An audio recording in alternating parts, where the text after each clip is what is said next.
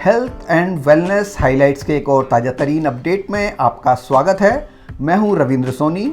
मैं एक जर्नलिस्ट हूं और आपके लिए हेल्थ और वेलनेस से जुड़े हुए लेटेस्ट अपडेट्स लेकर आता हूं। तो चलिए शुरू करते हैं आज के updates. Rotary club Bhopal hills, rotary club Sagar phoenix तथा नारायण सेवा संस्थान उदयपुर द्वारा 28 जनवरी को दिव्यांग जांच, चयन तथा लिम्ब एवं कैलिपर्स माप शिविर का आयोजन किया जाएगा। यह शिविर नर्मदापुरम रोड स्थित श्रीराम कॉलोनी के पास वसुंधरा गार्डन में सुबह 10 से शाम 4 बजे तक आयोजित किया जाएगा। रोटेरियन अनिल कुमार गुप्ता ने बताया कि ऐसे दिव्यांग जो दुर्घटना में अपने अंग गंवा चुके हैं अथवा अंगविहीन हैं, उनका शिविर में कृत्रिम अंगों हाथ और पैर के लिए माप लिया जाएगा। उन्होंने कहा कि शिविर में आने वाले अपने आधार कार्ड की फोटोकॉपी तथा 2 दिव्यांगता दर्शाते हुए फोटो तथा विकलांगता प्रमाण पत्र लेकर आएं। शिविर में पंजीयन हेतु रोटेरियन अनिल कुमार गुप्ता से 9406906373 एवं रोटेरियन मयंक जैन से 8989877784 नंबर पर संपर्क किया जा सकता है।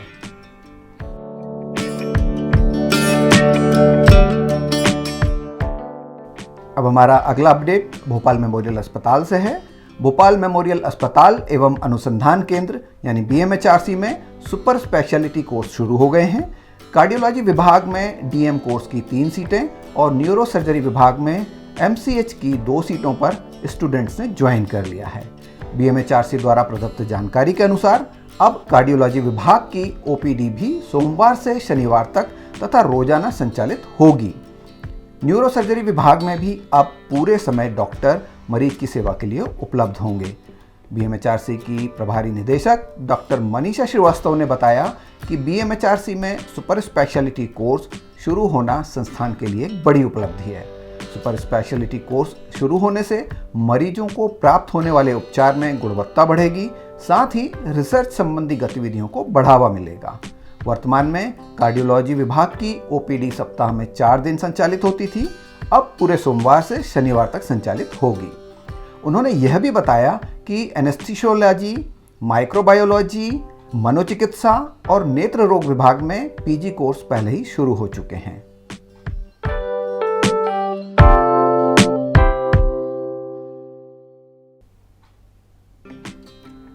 जब आप अपना ब्लड टेस्ट या किसी जांच के लिए किसी पैथोलॉजी लैब जाते हैं तो क्या उस पैथ लैब से यह पूछते हैं कि वह national accreditation board for testing and calibration laboratories, जिसे संक्षिप्त में NABL कहते हैं, से मान्यता प्राप्त है?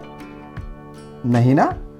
आप सिर्फ उस पैथ लैब पर भरोसा करते हैं और अपनी जांच का जिम्मा लैब पर छोड़कर आ जाते हैं।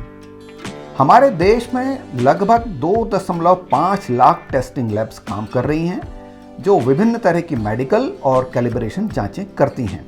आपको यह जानकर आश्चर्य होगा कि केवल 5127 टेस्टिंग लैब्स, 2165 मेडिकल लैब्स तथा 1208 कैलिब्रेशन लैब्स ही NABL से मान्यता प्राप्त हैं, यानी कुल मिलाकर 8588 लैब्स।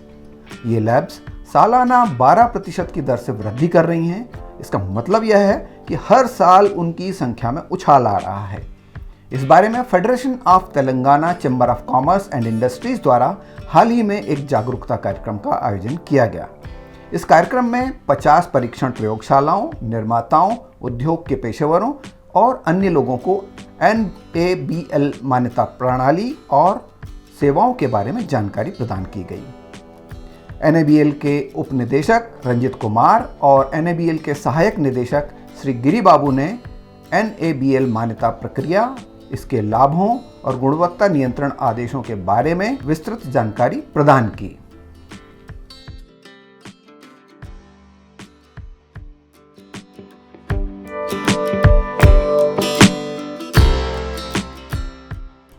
केंद्र सरकार ने देश के सभी एम्स, PGIMR, जिपमर और राष्ट्रीय स्तर के संस्थानों को सलाह दी है कि वे अपने कॉलेजों की कैंटीन में अस्वास्थ्यकर हाई फैट खाद्य पदार्थ व पेय पदार्थों को हटाकर स्वास्थ्यप्रद सामग्री को उपलब्ध कराएं।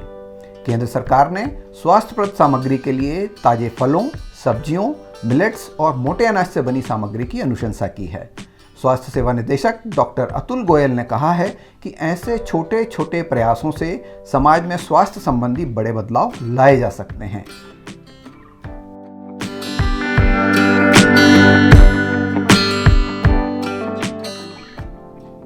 अगला समाचार मध्य प्रदेश पर्यटन विकास निगम की तरफ से है। मध्य प्रदेश पर्यटन विकास निगम प्रदेश के विभिन्न पर्यटन स्थलों पर योग और आध्यात्म केंद्र स्थापित करने के बारे में सोच रहा है। इन केंद्रों के जरिए निगम का उद्देश्य बढ़ते हुए वेलनेस और स्पिरिचुअल टूरिज्म का लाभ उठाना है तथा वेलनेस सेगमेंट में अपनी उपस्थिति दर्ज कराना है।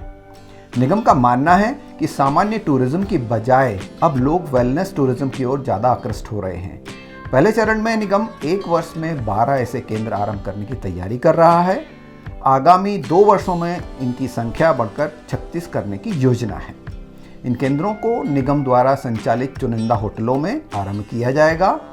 इन केंद्रों में तनाव से मुक्ति देने वाली गतिविधियां, योग, ध्यान तथा पर्सनल केयर पर विशेष ध्यान दिया जाएगा। पहले चरण में उज्जैन, महेश्वर, खजुराहो, तवा, मढ़िया, गांधीनगर आदि में ये सुविधाएं शुरू की जाएंगी। शुरुआत में निगम योग एक्सपर्ट्स को आमंत्रित कर ये सेवाएं प्रदान करेगा। तो ये थे आज के हमारे हेल्थ और वेलनेस से जुड़े हुए कुछ हाइलाइट्स। आशा करता हूँ पसंद आए होंगे। आपसे निवेदन है कि यदि आप इस चैनल पर नए हैं तो इस चैनल को तुरंत सब्सक्राइब कर लें, और यदि आप हमारे पुराने सब्सक्राइबर हैं तो आपसे निवेदन है कि इस वीडियो को ज़्यादा से ज़्यादा लोगों को शेयर करें और लाइक करना बिल्कुल ना भूलें। जल्दी मिलते हैं एक और ताज़ा तरीन अपडेट के साथ। तब तक के लिए धन्यवाद। Thanks for watching.